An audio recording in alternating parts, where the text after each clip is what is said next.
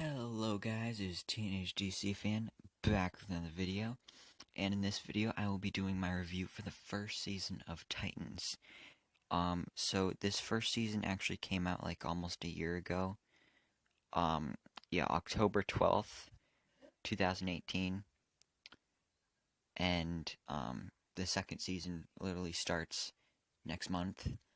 Um, but I don't have DC Universe, so I couldn't watch this until it came out on DVD. And as soon as it did, I bought it and I watched it and I loved it. But I figured I still should do a review for the season. Um, so I'm gonna be doing this in the style of my movie reviews. So you can see off to the left the different categories I'm gonna be talking about. And I don't want this video to be too long, so let's just get right into it. So this show is very dark and edgy.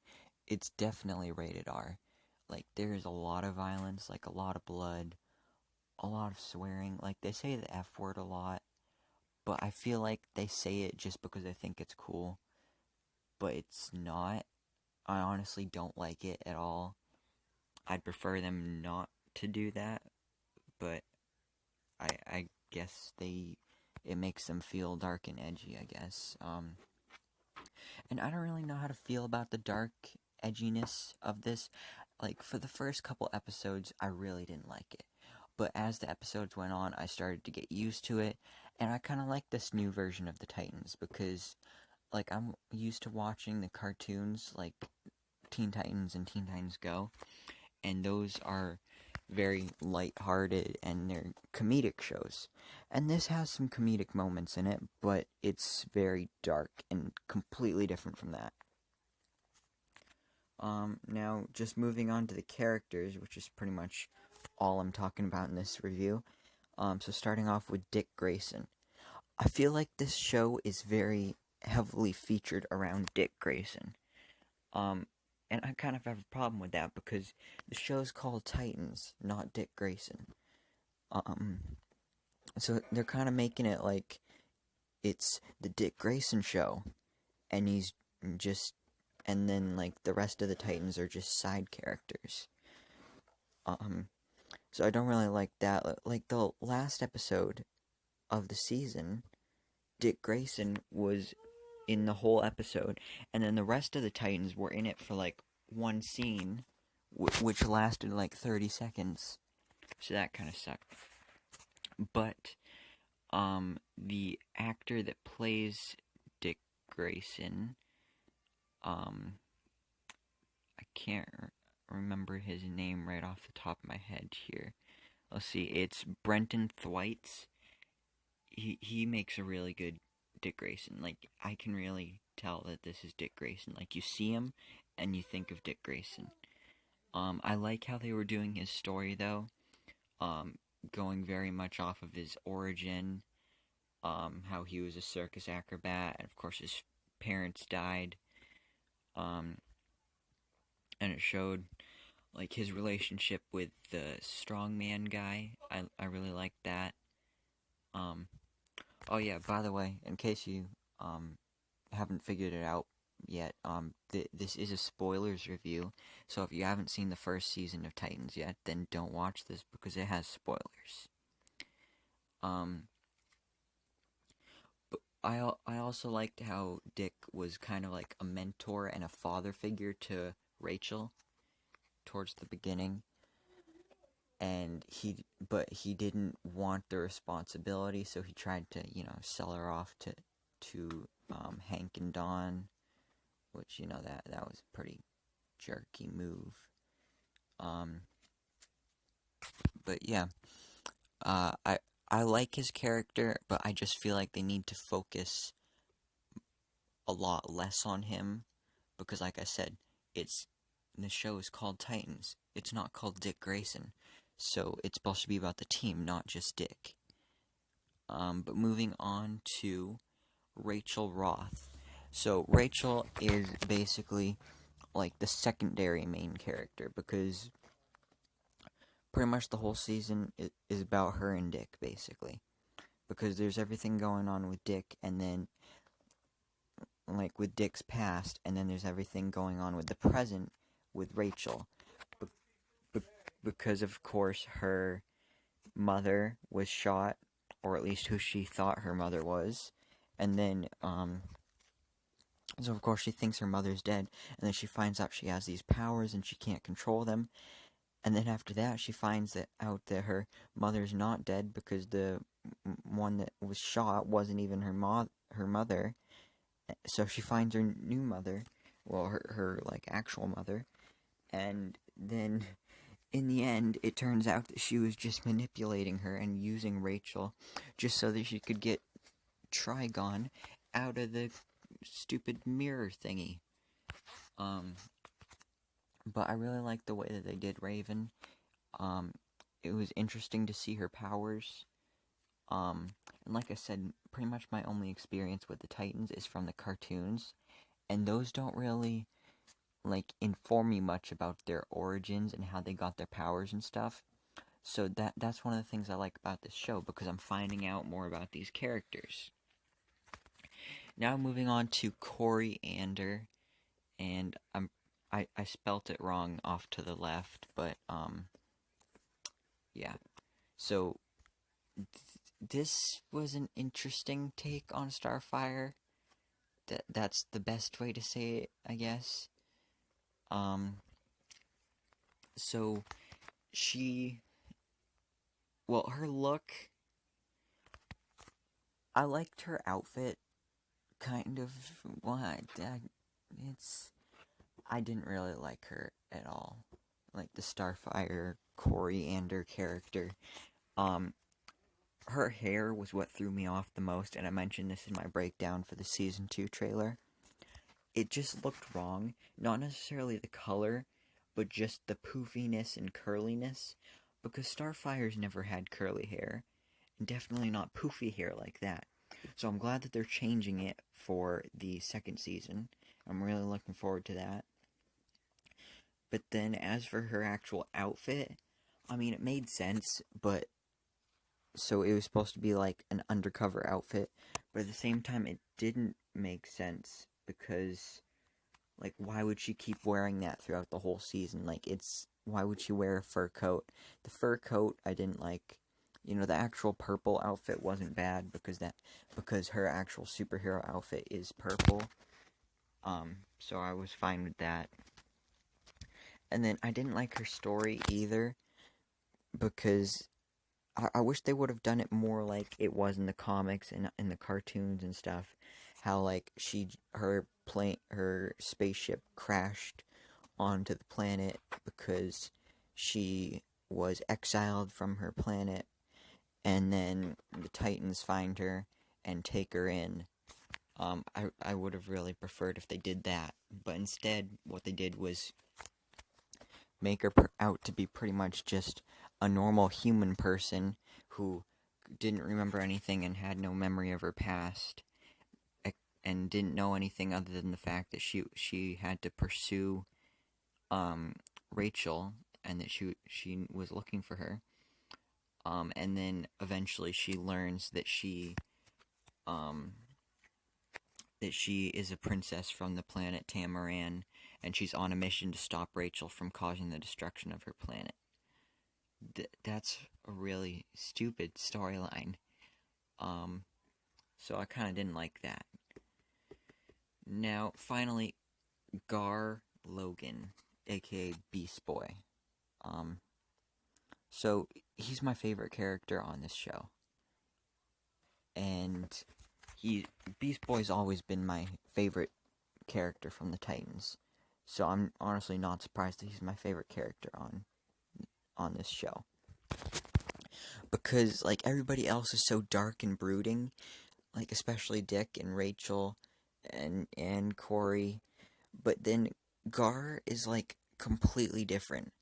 Like, he's always cracking jokes. He's always a comedic character.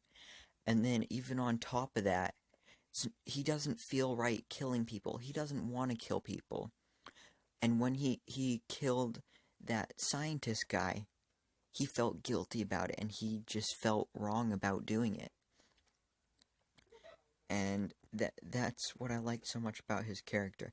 I also like that they stayed true to the fact that he started off with the Doom Patrol, although he was barely in the Doom Patrol at all. It was literally just one episode, and at the end of the episode, they were like, "Go off, be with them," and I was like, "Okay." Now on to the thing I didn't like about Beast Boy. The only animal he turned into was a tiger. The cool thing about Beast Boy, in like everything other than this show, is that he can turn into any animal he wants. But on this show, they made it so that he can only turn into a tiger. Now, I'm hoping that in season 2, maybe he finds out that he can turn into any animal and that he just thought he could only turn into a tiger. Because I really want to see him turn into some other animals, like maybe a dog, an elephant, dinosaur. It would be really cool to see a gorilla, maybe even an octopus. So yeah, I really think that would be cool to see. But he's definitely my favorite character. And I even liked how his skin did turn green when when he got mad, and like when he was turning into Beast Boy. I mean, into the tiger. I wish that he was green like for the whole show, because that's how Beast Boy usually is. He's just naturally green. Same with Starfire. She's usually orange. But that's not as big of a deal. But now moving on to some of the other characters, that the recurring characters in the season that weren't in every episode but were in some episodes, I guess you could say. So first up we have the nuclear family. So you may not know who that is just from me saying them.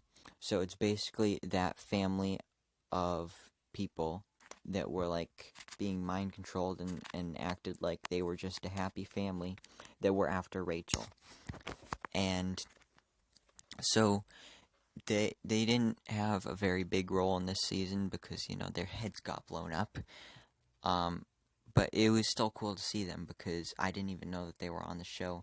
But as soon as I saw them, I was like, hey, is that the nuclear family? And sure enough, it was. But there's not really anything else to say about them. I don't think they're coming back because, you know, like I said, their heads were blown off. But when the father died, they replaced him with another father. So maybe they'll just replace the whole family for the second season if they come back, but I doubt they will.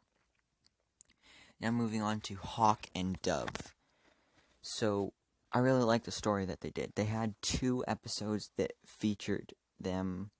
Well, actually, there was more than 2 episodes that featured them, but they were 2 episodes where they were like main characters.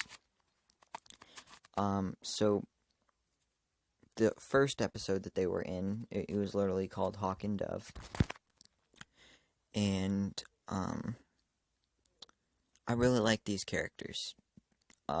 Although it was the second episode, so we were still getting to know the other characters. So their characters kind of took time out of getting to know, you know, the main characters. But I like Hawk and Dove, so I was fine with it. But I like the story that they did where it was, that Hawk and Dove and Dick were, like, they used to be really close friends, and they used to be, like, the original Titans, and then apparently Wonder Girl was working with them, and then the second season, from the trailer, we find out that Aqualad was also working with them. So I like that there was an original Titans, and that the Titans we have on this show, like, the main characters are, like, the 2.0, or the next generation of Titans. And when Dove or Dawn got tossed off the building and she was lying there on the ground, I thought she was actually dead. But fortunately, she's not. I'm glad that she's not, because she's a really awesome character, and I'm glad to see that she is still alive and good to go for the second season. And then I also like how they did their origins um, in the episode that was later in the season called Hank and Dawn. So basically, Hank was a former college football player, and he was very aggressive, and he fights crime with wait, I'm getting ahead of myself because I'm looking at stuff on another screen, looking at the episodes and stuff like that. So yeah, so we find out that he was sexually abused by his football coach. So that's not good. And then Dawn was a ballerina, and then Dawn was with her mother, and Hank was with his brother, also named Dawn, but of course spelt differently. And they were walking together, and they bumped into each other, and Dawn and her mother dropped some stuff because Hank and Dawn bumped into Dawn and her mother. So then that happened, and they had that little interaction. But then there was some kind of crash. I was kind of confused at the moment, but basically, Dawn and the female Dawn's mother died. So then it was basically just Hank and Dawn left together, and then they just bonded and got to know each other. And then we also find out that Hank and his brother were Hawk and Dove before Hank and Dawn, because she finds videos and the costumes, and then that's how they start to go out and be vigilantes again. Now, moving on to the Doom Patrol. So, the Doom Patrol were, of course, featured in episode 4, and this was my favorite episode of the season. Definitely. So, I love the Doom Patrol. I got to know them a lot more, and I'm definitely excited to watch their TV show when it comes out on DVD in October. I actually think I'm going to like that more than I like Titans, and I really like Titans, so that's going to be crazy. So each member got their little bit of development here and there in the episode. Of course, we met Cliff Steele, aka Robot Man, who he was a NASCAR driver, but then there was a car crash, and then the chief replaced his body with robot parts, and then he became the Robot Man. And I like how the chief almost repaired everybody. Everybody that's a part of the Doom Patrol is has their powers and has their abilities because of the chief. So it's kind of like he experimented on them basically to save their life. But then we also have Negative Man, Larry Trainer, aka the Negative Man. I think he's my favorite of the team. He's just really cool because it's kind of like how Doctor Strange can go into his astral form. And I always like to see that. So, also, we never really got to see any of them use their powers on this show, but I'm fine with that because they're saving it for their actual solo show. And then we also have Rita Farr, aka Elasti-Woman. I liked her story. I don't really remember it, but then something happened so that she basically ended up being a blob, and now she's super stretchy. And yeah, so I'm excited for the Doom Patrol show, and there was characters added on that because I know that Crazy Jane and Cyborg are a part of that show, but they were nowhere to be seen in this episode. And also there are some casting changes from Titans to Doom Patrol. The Chief will be played by a different person on the Doom Patrol, and I think Negative Man will too. Moving on to Jason Todd. So, I like how Jason Todd, like, he looks up to Dick, because of course Dick was the first Robin. So of course Jason looks up to Dick, and he basically just wants to be him. And then he finally meets him, and it's kind of like how we see this in a bunch of movies and TV shows, where like people look up to a certain person and like they're their hero, but then they finally meet them and they're like nothing like what they thought they were, or they changed a lot, and then they just start to hate them. Jason definitely doesn't start to hate Dick, but he's definitely not what he expects him to be. And I like how Jason is like super crazy, and he's definitely a wild card. And I'm wondering if they'll go ahead and do the Death in the Family thing with Jason Todd, maybe in season 2, probably not in season 2, but maybe season 3, season 4, at some point. Maybe they'll have Joker kill Jason Todd and have him become the Red Hood. And we do know that the Joker exists here because we actually saw him. But I don't want this video to be too much longer, so I'm just gonna keep moving on. So next we have Donna Troy. So I kind of wish they didn't introduce her in this show, because like she had one episode where it was all about her pretty much. But I wish that they would have just waited and did that in the second season, because it took time away from the main Titans. But I do like her as a character. I like how her connection and relationship with Wonder Woman, and then how she bonded with Dick, because, of course, Dick has the relationship, with Batman, and then Donna with Wonder Woman, so they kind of bond, and that's really cool. I don't think we really got to see her use her powers, but there's not really much to say about her, but she is going to definitely have a bigger role in the second season. Now moving on to Trigon, the final character I'll talk about. I don't like the way they did Trigon. So when Koriand'r was on her ship and she found out that she was the princess from Tamaran, she looked at a hologram of Trigon. And, you know, Trigon looked really cool. He looked like he did in the comics. He looked like he did in the cartoons. But then when Rachel summoned Trigon from the mirror portal thing, he was like in human form.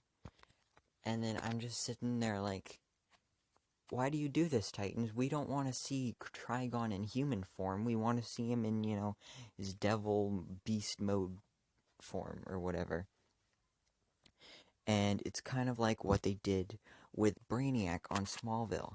How Brainiac would, like, he just looked like a normal guy. He didn't actually look like Brainiac. He had the powers of Brainiac because he was Brainiac, but he was like in human form. So I didn't really like that. And then Trigon barely had any time, like, on screen, because he showed up at the end of the second to last episode, and then in the last episode he was in one scene at the end, and the whole show ended on a cliffhanger. So that kind of sucked.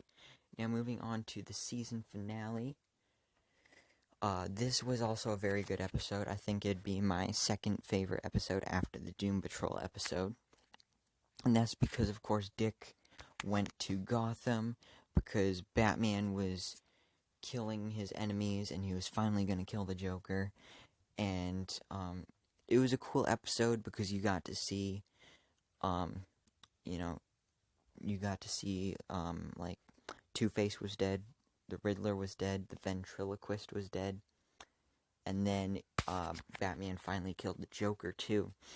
And then Dick, like, just gave up Bruce's secret identity and just told the police, and then they did an assault on Wayne Manor, and then Batman, like, assassinated all the cops, including Corey, because she was there too. For some reason, she was a cop, and um, and then Dick ended up killing Bruce.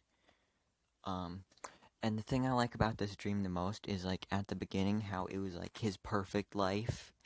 How he was living in a mansion, like a really fancy house that I would love to live in because it looks awesome. And he had a nice son, a beautiful wife, which was actually Dawn, aka Dove. So, something didn't happen with Hank in this universe, or in this, Elseworlds thing. And they were close friends with, Gar and Rachel, who were together. This just sounds like an awesome story. Like, I can't imagine what was going through Dick's head at this time, because at the beginning of this, it's like the perfect life for him. Like, if you take a second, just imagine that you're living in your dream house, and you have your dream life. Like, you're married to, like, the person of your dreams, like the girl of your dreams, the guy of your dreams, whatever it is. And then if you want a child, then you have a child. Like, this would be awesome to have. But then everything goes wrong when he sees Jason in a wheelchair, and then he's like, man, you gotta come to Gotham, Batman's killing everybody, and all that stuff. Now, the thing I didn't like about this episode was that it just completely ended the season in a cliffhanger. And not like a good cliffhanger. Like, most TV shows end their seasons with a cliffhanger. Like, they end the season story, and then they have a cliffhanger to set up the next season. But they didn't really do that with this season. They literally just ended it, and it's like the story just ended. They didn't really even complete the first season storyline. So basically, what happened at the end is that we find out that it was all a dream, and Dick was being manipulated, and Trigon was doing his illusion stuff on him, and then all the other Titans are in there, and that's it. So when the next season starts, I really hope they, finish this stuff, because we gotta find out what's happening. Now, onto the post-credit scene. So I really like this post-credit scene because it's about Superboy, and Superboy is a really interesting character. And it basically took place in the Project Cadmus facility, located somewhere in Metropolis. And there was, and of course, a man showed up, and he was designated as Subject 13, and he was bearing a Superman logo tattoo on his shoulder, and he escaped his containment cell. But then he also sees a dog, and of course frees it, because you see a dog that's being held hostage. Why wouldn't you save it? And then you see that the name tag, the dog tag, says Krypto. It's like, oh, it's Krypto. So I'm looking forward to seeing Krypto and Superboy. And I like that Krypto actually looks like Krypto, unlike on Smallville, where Krypto was a dog that had like brown fluffy hair and was nothing like the the Krypto in the comics and stuff like that, where it was a white dog with like the red Superman cape and stuff. It would be cool if Krypto actually gets a red Superman cape. I don't think he will, but that would be a nice touch. Now finally, Season 2. I'm excited for Season 2. I don't know if you are, but I know I am.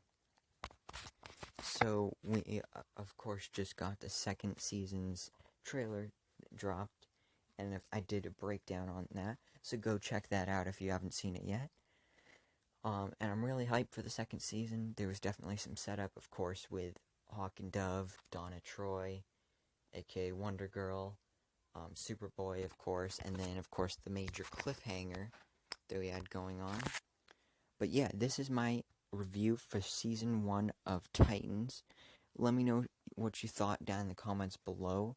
Did you enjoy this first season of Titans, and are you excited for the second season? But that's all for this video. Thank you so much for watching. Please remember to like, comment, and subscribe. and I hope to see you in my next video so I can bestow all my DC knowledge upon you.